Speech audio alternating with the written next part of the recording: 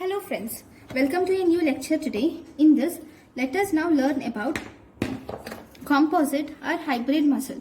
Here composite or hybrid muscle, or here different parts of muscle. See, there are two criteria. First we will see the criteria. Okay, in composite or hybrid muscle, here the muscle with more than one set of fibers are attached. Let me draw a diagram and then I'll just explain. That is very easier. Just a minute.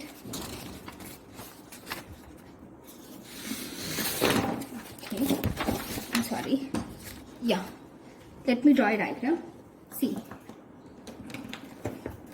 a muscle with more than one set of muscle fibers.